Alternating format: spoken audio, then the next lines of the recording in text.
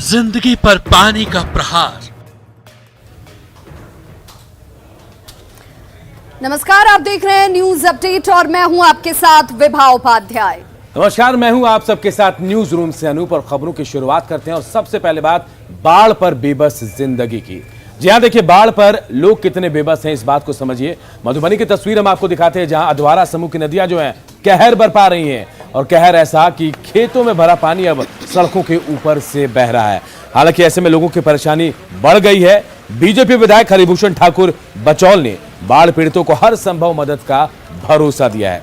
बिस्फी प्रखंड के दर्जनों गांव में प्रखंड मुख्यालय से जोड़ने वाली सड़क जो है डूब चुकी है और ऐसे में करीब 50,000 की आबादी ऐसी है जो बाढ़ से प्रभावित है।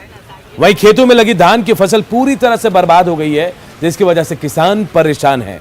मधुबनी के बिस्फी प्रखंड में बाढ़ के हालात का जायजा लिया हमारे सहयोगी अमित रंजन ने। मधुबनी जिले के बेनीपट्टी अनुमंडल में यहाँ नेपाल से आने वाली अधवारा समूह की नदियाँ कहर बरपा रही है। यहाँ मैं अभी यहाँ बिस्फी प्रखंड के कोकिला चौक पर हूँ। यहाँ आप देख सकते हैं कि ये मेरे पीछे यहाँ लगभग हजारों एकड़ जमीन पूरा जलमग्न हो चुका है और यहाँ जो धान की फसल लगी हुई थी या बिचरा था धान का, वो सारा कुछ अब लगभग सड़ चुका है। और यहाँ सड़क के ऊपर से 1.5 फीट पानी बह रहा है। ये सड़क यहाँ लगभग दर्जनों गाँव को बिस्फी प्रखंड मुख्यालय से जोड़ती है। ऐसे में यहाँ के जो इस गांव के जो बासिंदे हैं लगभग 50,000 की आबादी प्रभावित हुई है। और ये इस कठिन घड़ी में यहाँ के जो बिस्फी के विधायक हैं हरिभूषण ठाकुर बचौल, वो फिलहाल यहाँ लोगों के साथ ग्रामीणों का हालचाल लेने के लिए पहुँचे हुए हैं। ये विधायक जी, आप यहाँ आपके प्रखंड में पूरा बाढ़ से तबाही है, आप यहाँ पहुँचे हैं क्या? मेरे विधानसभा में ही बाढ़ की तबाही है, बरसात के पानी से तबाही है। इस बार 21 अप्रैल से वर्षा शुरू हुआ हम लोग के यहाँ और 25 जून से 365 किलो बीज केवल गवर्नमेंट के द्वारा बिस्फी प्रखंड में बांटा गया है, फिर रहिका प्रखंड में बांटा गया है। तो हम लोग के यहाँ पछाड़ते हैं, धान को अछाड़ते हैं, उसके बाद बोगी करते हैं, रोपनी करते हैं। 60% खेती प्रायः हो गया था, लेकिन सब इस बाढ़ की विभीषिका ने नील लिया। तो ये बिस्फी के जो विधायक हैं हरिभूषण ठाकुर बचौल, वो यहाँ गांव में यहाँ पहुँचे हुए हैं लोगों का हालचाल लेने के लिए। और आप ये देख सकते हैं कि यहाँ ये सड़क, यहाँ पानी का काफ़ी तेज बहाव है और इधर से आवाजाही बिल्कुल बंद हो चुकी है। लोगों को काफ़ी घूम कर आना पड़ता है और ये पूरा हजारों एकड़ ज़मीन, दूर दूर तक यहाँ समुद्र जैसा नज़ारा है, कहीं भी ज़मीन नज़र नहीं आ रहा, पूरा पानी ही पानी है। ऐसे में बिस्फी प्रखंड में काफ़ी लोगों की परेशानी बढ़ गई है और खासकर किसान भी खासे परेशान हैं, क्योंकि ये इलाका धान का कटोरा कहा जाता है। इधर मुख्य फसल धान ही होती है, लेकिन यहाँ इस साल धान का सारा फसल बर्बाद हो चुका है। ऐसे में किसानों की परेशानी काफ़ी बढ़ गई है। अमित रंजन, न्यूज 18 मधुबनी। तो देखिए, जीवनदायिनी पानी जो है बाढ़ के रूप में लोगों के लिए परेशानी का सबब बन गई है और मधुबनी के 50,000 से ज्यादा लोग इस परेशानी को झेल रहे हैं। सरकार से मदद की उम्मीद लगाए बैठे हैं। और बिल्कुल, और इस बीच देखिए झारखंड के रामगढ़ की भी तस्वीर कमोबेश ऐसी ही नजर आती है, जहां पर भैरवी नदी पर बना पुल जो है वो ध्वस्त हो चुका है, टूट चुका है और इस वजह से लोग जुगाड़ की नाव के जरिए आवाजाही करने को विवश हैं। लेकिन इस जुगाड़ की नाव के जरिए लोग कमाई कैसे कर रहे हैं, मजबूरी में कैसे लोगों का फायदा उठाया जाता है, वहां पर उसकी कोशिश भी इस जरिए नजर आती है। देखिए, ये तस्वीर इस वक्त आपके सामने रामगढ़ के पुटमदाग की है, जहां पर भैरवी जलाशय के डैम से जल लस्तर जैसे ही बढ़ना शुरू हुआ, कुल ही भैरवी नदी पर बना जो है वो पुल ध्वस्त हो जाता है। कुछ लोग अब इस जगह पर आवाजाही करने के लिए इस जुगाड़ की नाव को बनाकर यहाँ पर आवाजाही करवा रहे हैं, उसके लिए रकम वसूली जाती है। जुगाड़ की नाव बनाकर प्रति व्यक्ति, यानी कि अगर एक शख्स को यहाँ से इस जगह से गुजरना है तो तकरीबन 20 रुपए खर्च करने पड़ेंगे एक तरफ से दूसरी तरफ जाने के लिए। बाइक पार कराने के लिए 40 रुपए आपको खर्च करने होंगे। एक बार में जुगाड़ की इस नाव से 4 से 5 लोग पार करते हैं। जुगाड़ के नाव को नदी में बहने से बचाने के लिए भी जुगाड़ का तकनीक अपनाया जाता है, जिससे रस्सियों से बांधकर बचाया जाता है ताकि लोगों को सुरक्षित इस किनारे से उस किनारे पहुंचाया जा सके।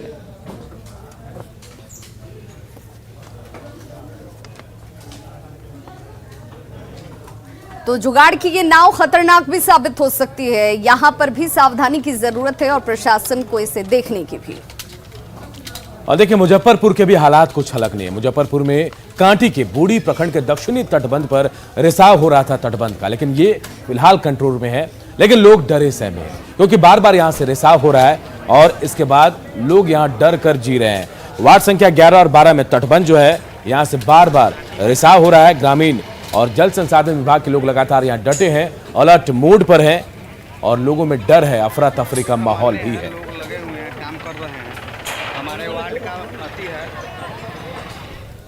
देखिए, जो बीता है रात बहुत स्थिति गंभीर था, लेकिन समाज के द्वारा और वाटरवेज पदाधिकारी के द्वारा बहुत सारा काम होने के बाद अभी तक जो है इस टाइम तक स्थिति समान हुआ है। और ऊपर से नीचे तक यहाँ जो लोग भी यहीं से जे लेगो है वो लोग अपना काम तेज़ी से कर रहे हैं और काम में बहुत सुधार हुआ है और जनता के भी काफ़ी कॉपरेशन है। और जनप्रतिनिधि से लेके कोठिया गोसाईटोला के लोगों को पब्लिक से ज़्यादा सहयोग करके इस बांध के मतलब जो भौर मार रहा था काफ़ी सुधार हुआ है। रात बहुत गंभीर स्थिति था।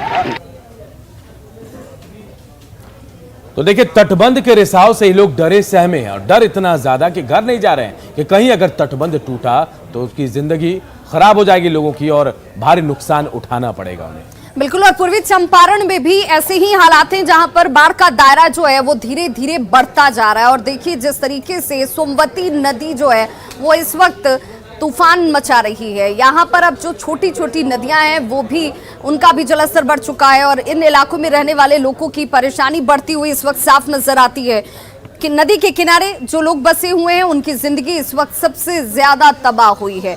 आपको बताते चलें कि कई इलाके जो हैं वो पूरी तरह पानी में डूब चुके हैं। ग्रामीणों के खेत खलिहान पानी में डूब चुके हैं। किसानों को भारी नुकसान हुआ है। लोग दहशत के साए में जी रहे हैं। स्थानीय ग्रामीण अपने स्तर से हालांकि इस बांध को बांधने की जुगत करते जरूर नजर आते हैं, लेकिन आक्रोश इस बात को लेकर कि स्थानीय प्रशासन को इसकी सूचना जो है वो पहले से दी जा रही थी कि तटबंध के ऊपर दबाव है, इसे बचाया जाए, लेकिन इसकी कारगर कोशिश वक्त रहते नहीं की गई। समस्या है 2 साल से 2 साल से बीडीओ और सीओ की दरखास्त दिया जा रहा है, लेकिन बीडीओ सीओ ये पंचायत के लिए कुछ भी नहीं कर रहा है। नहीं आज तक किसी गरीब और धनी को एक भर अनाज न 1 रुपया मिला है। और मुखिया जी अपने पल से ही बांध बनवाए और भी आकर के बांध को सुरक्षित किए, एसओ किए, लेकिन बीडीओ सीओ कभी देखने नहीं आए कि क्या हाल है जनता का। आम जनता के द्वारा मुखिया जी, विधायक जी और बीडीओ साहब को भी सूचना दिया गया, जिस पर कोई कार्रवाई अभी तक नहीं हुई। मुखिया जी कुछ बांस वगैरह ला करके डाले थे, जिसको फिर से पानी आकर के दबा करके ले गए और अभी तक कोई कार्रवाई नहीं हो रही है, जिससे हमारे पंचायत का पूरा धान जो है दह गया, ऊख भी दह रहा है। तो लोगों ने तिनका तिनका जोड़कर आशियाना बनाया और वो भी लापरवाही की भेंट चढ़ चुका है। नाराजगी इस बात को लेकर कि सिर्फ इस विभीषिका से लोग नहीं जूझ रहे हैं, लापरवाही की भी इंतहा नजर आती है। और देखिए, मुजफ्फरपुर से भी एक ऐसी ही खबर आई जहां बाढ़ ने कई लोगों का आशियाना छीन लिया है। बूढ़ी गंडक नदी जो है, पानी जो है इतने उफान पर है कि लोगों के घर जो है नदी में समा रहे हैं। लोग परेशान है। यहाँ पर संगम घाट गांव में कई ऐसे परिवार हैं जिनका आशियाना इस वक्त छिन गया है, बह गया है और वो ऊंचे स्थान पर शरण लिए हुए हैं। गांव के हरेराम सहनी बताते हैं कि पानी में उनकी पूरी जिंदगी की कमाई डूब गई। देखिए हमारे सहयोगी आनंद अमृतराज की रिपोर्ट। सुनी आंखों से अपने घर को डूबते देखा है? नहीं, तो हम आपको तस्वीर दिखा रहे हैं, जिसे देखकर एक पल को तो मन भी अजीब सा कर जाता है कि कैसे एक मंजर कोई आदमी देख सकता है जिसने जिंदगी भर की कमाई से एक छोटा सा आसिया बनाया हो और देखते देखते उसके सामने पूरा घर पानी में विलीन हो जाता है। तस्वीर हम आपको दिखा देते हैं। पहले ये मुजफ्फरपुर का संगम घाट है, जहाँ पे कई सारे छोटे छोटे झोपड़ियों को आप पानी में डूबते देख रहे होंगे और कई सारे ऐसे घर हैं और इस घर को देखकर आप समझ सकते हैं कि पूरा घर ही एक तरीके से नदी में समा चुका है, पूरा गांव नदी में समा चुका है और इसमें कई लोग रहते थे। ऐसा ही एक परिवार है इस वक्त हमारे साथ, जो इसी नदी के किनारे एक छोटे से झोपड़ी को बनाकर किसी तरीके से जिंदगी जीने की कोशिश कर रहे हैं। क्या नाम है आपका? बलराम सन। बलराम जी, कौन सा घर है आपका? फूस का घर है सर। कहाँ पे है घर? ये सिमर के पेड़ तो था, फंस गया, वो ठाट फंस गया है और फंस गया अच्छा, ये जो सीमर का पेड़ वाला घर दिखाई दे रहा है, देखिए आप ठीक सामने आप एक सीमर का पेड़ देख रहे होंगे, जहाँ पे एक झोपड़ी का हल्का सा एक चचरी जैसा नजर आ रहा होगा। वहाँ पे पर पूरा घर हुआ करता था, लेकिन इस बाढ़ के पानी में घर पूरी तरीके से डूब चुका है। और अब अंदाजा लगाइए कि सहनी जी अपने घर को डूबते देख रहे हैं और किसी तरीके की छोटी सी झोपड़ी को बनाकर रहने की कोशिश कर रहे हैं। तो इसी घर में आप लोग रहते थे? नहीं, आप बहू हैं? हाँ, ये घर में रहते थे। अच्छा, शादी करके इसी घर में आई थे? ये है जो नहीं। तो मतलब आपका जो ससुराल का घर था वो डूब गया? नहीं, हाँ, एगो घर भस गया, एगो वहाँ पर है। अच्छा, एक वहाँ भी घर था, वो भी टूट गया? भस के चला गया, एगो है। चले आप कमा खटा के अब कहिया बनेगा, क्या होगा, खाएंगे कि कमाएंगे कि घर बनावेंगे, धीरे धीरे होगा, झुपड़ी पापड़ी बना कर रहेंगे, सारे समय काटेंगे। मैं दीपक के साथ आनंद अमृतराज, न्यूज 18 नेटवर्क, संगम घाट, मुजफ्फरपुर। तो देखिए, मुजफ्फरपुर की इन तस्वीरों को देखकर आप बाढ़ के बीच रहे लोगों की बेबसी को समझ सकते हैं, उनकी मजबूरी को समझ सकते हैं कि वो कैसे हालात में जी रहे और कैसे उनकी मजबूरी है, एक एक पाई के लिए मोहताज हो गए। बिल्कुल। और पटना के दंत चिकित्सक के अनुसार इस वक्त पोस्ट कोविड मरीजों के अंदर अगर सबसे ज्यादा किसी तरह की समस्या सामने आ रही है तो वो है ब्लैक फंगस की। और इस ब्लैक फंगस के मरीजों की समस्या के मद्देनजर जो गाइडलाइंस या जो सावधानियां बरतनी चाहिए डॉक्टरों के अनुसार, वो ये कि आप अपने दांतों की सफाई रेगुलर तरीके से और अच्छे तरीके से करें, टंग क्लीनर को जरूर बदलें। और ये एहतियाती कदम उठाना उन मरीजों के लिए जो कि कोविड की समस्या से जूझ चुके हैं बेहद जरूरी है, बेहद महत्वपूर्ण है। पेशेंट काफ़ी ज़्यादा बढ़ रहे हैं और डेंटल में भी देखा जा रहा है कि प्रतिदिन करीब 4 से 5 पेशेंट ब्लैक फंगस के पाए जा रहे हैं। और जिनको ये ब्लैक फंगस हो रहा है उनके दांतों की स्थिति बेहद ख़राब हो जा रही है, दांत हिलने लग जा रहे हैं, मसूड़ों में सूजन हो जा रहा है। और हमारा ऐसा मानना है, WHO का भी मानना है कि जो भी पोस्ट कोविड वाले पेशेंट हैं जिनको पहले कोरोना हुआ था, वो अपना ब्रश बदल दें, अपना टंग क्लीनर बदल दें, जो जिभिया जिसको हम लोग बोलते हैं, और जो भी डेली यूज का सामान है, जो साबुन है या कुछ ऐसा कपड़ा जो डेली यूज कर रहे हैं, वो सब अपना चेंज कर दें। ब्रश चेंज करना बेहद ज़रूरी है, टंग क्लीनर चेंज करना बेहद ज़्यादा ज़रूरी है। तो डॉक्टरी ये सलाह बेहद जरूरी है, इसे ध्यान से रखिए और ध्यान से रखने के साथ साथ आपको इसे फॉलो भी करना है, इसे अपने जीवन में अमल में भी लेकर आना है।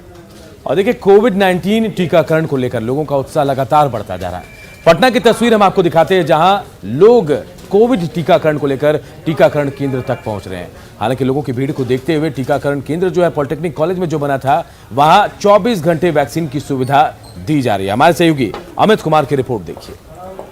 अभी भी कोरोना से जंग जारी है और इसके लिए जो वैक्सीनेशन जो है वो युद्ध स्तर पे चल रहा है। हालांकि हम बात करें कोवैक्सीन की तो आप देख सकते हैं ये 24/7 वैक्सीनेशन सेंटर है और यहाँ पे आज कोवैक्सीन जो है वो अवेलेबल नहीं है, प्रेजेंट टाइम में अवेलेबल नहीं है। कोविशील्ड जो है वो यहाँ पे उसका वैक्सीनेशन हो रहा है और लोग जो हैं वो काफी जागरूक हुए हैं।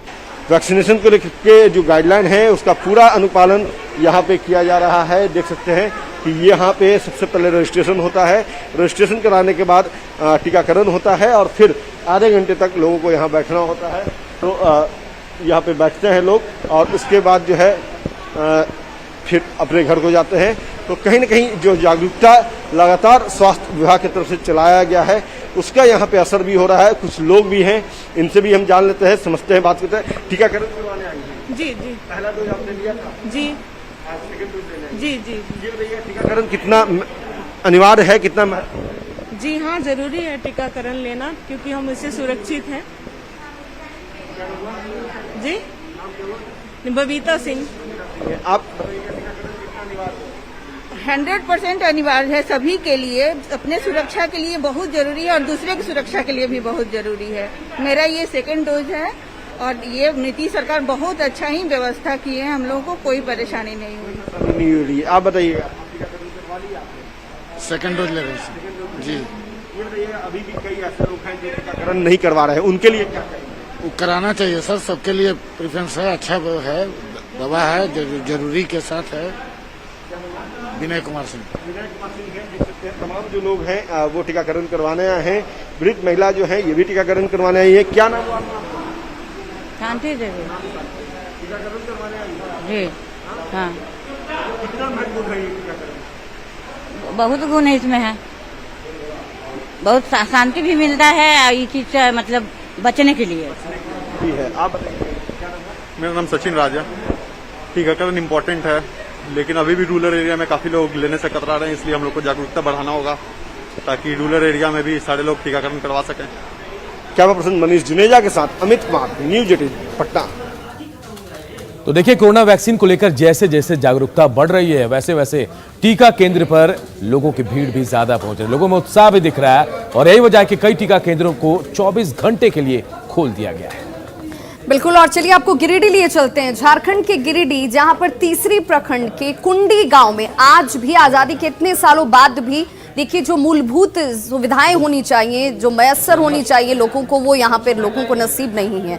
न तो सड़क है, न पीने के लिए शुद्ध पानी, न बिजली, स्वास्थ्य सुविधाओं का भी घोर अभाव है। और इसी वजह से यहाँ के लोग जो हैं वो बेहद निराश हैं कि आज तक उन तक ये सुविधाएं नहीं पहुंच पाई हैं। गांव में बिजली के खंभे जरूर गाड़ दिए गए, लेकिन बिजली यहाँ नहीं पहुंच पाई।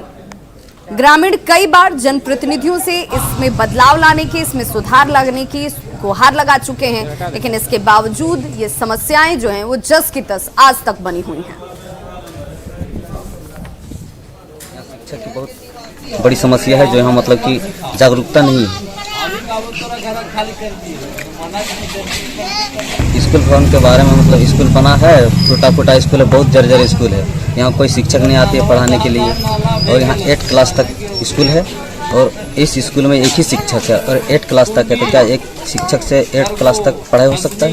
अब बीमार पड़ गया घर में ले मालिक से तब चल गए, एक दिन के बीमारी में तो यहाँ पर को नहीं देखे सुने वाला कौन है। पहाड़ पखल है, गाड़ी ना वो है, पूरा गहीर है, कजो शहर है तो वही के लिए ना वो। तो ये सवाल उस व्यवस्था से है, उस प्रशासन से है जो चुनाव के दौरान इन दुर्गम इलाकों तक पहुंचने की जहमत जरूर उठाता है, लेकिन उसके बाद कोई इनकी सुध लेने के लिए नहीं पहुंचता, इनके हालात को नहीं बदलता। और देखिए, बिहार में शिक्षक बहाली को लेकर कई इकाइयों में काउंसलिंग चल रही है, लेकिन इन काउंसलिंग के दौरान कहा जा रहा है कि धांधली भी बढ़ती जा रही है और इस धांधली का वीडियो भी वायरल हुआ है। तस्वीरों में आप देखिए कैसे लोग हंगामा कर रहे हैं। कैमूर और दरभंगा का ये वीडियो बता रहा है कि कैमूर में अभ्यर्थियों ने धांधली का आरोप लगाकर काउंसलिंग का बहिष्कार कर दिया, तो वही दरभंगा के अलीनगर नियोजन इकाई में एक अभ्यर्थी को गैर हाजिर बता दिया गया। उसके बाद यहां भी जमकर हंगामा हुआ है।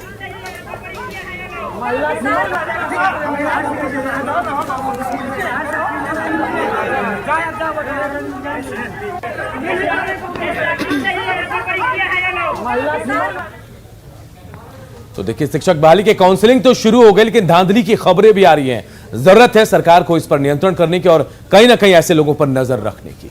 बिल्कुल, और चलिए अब आपको एक अनोखे रेस्टोरेंट में लिए चलते हैं। ये अनोखा रेस्टोरेंट इस मायने में है क्योंकि यहाँ पर दुगर ने जिन 11 लोगों को सर्व करने के लिए रखा है, जिन लोगों तक लजीज व्यंजनों को या फिर कॉफी के स्वाद को पहुंचाने के लिए रखा है, वो सभी 11 लोग मुक बधिर हैं। कोई सुन नहीं सकता तो कोई बोल नहीं सकता, लेकिन वो आपके स्वाद को, आपके टेस्ट को जरूर पहचानते हैं और आपकी एक छोटी सी फरमाइश भी वो चंद सेकंड में आपके टेबल पर मौजूद होती है। ये खासियत है इन 11 लोगों की, जिन्हें अविनाश दुगर ने शहर में रेस्टोरेंट में काम के साथ जोड़ा है। 10 लोग न सुन सकते हैं न बोल सकते हैं, सिर्फ एक शख्स ऐसा है जो सिर्फ सुन सकता है। ये सभी लोग रेस्टोरेंट का सारा खाना बनाने से लेकर सर्व करने तक का पूरा काम संभालते हैं। अविनाश बताते हैं कि वो बहुत सारे हैंडमेड चीजें भी बनाते हैं ताकि लोकल टैलेंट को एक प्लेटफॉर्म हासिल हो सके।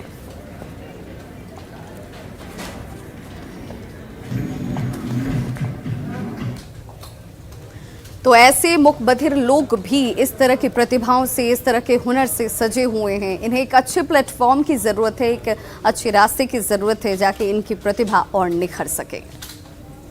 और चलिए बात देवघर की करते हैं। तो देवघर नगर निगम ने दुकानदारों को ट्रेड लाइसेंस को लेकर उनके बीच जागरूकता अभियान चलाया। उन्हें बताया गया कि जैसा ट्रेड लाइसेंस है वैसे अपने दुकानदारी करें। हालांकि इस दौरान छापेमारी भी की गई मीना बाजार में, और जो दुकानदार मौजूद थे उन्हें फौरन वहीं पर फॉर्म दिया गया, उनका ट्रेड लाइसेंस बनाया गया जो अब तक गैर लाइसेंसी थे।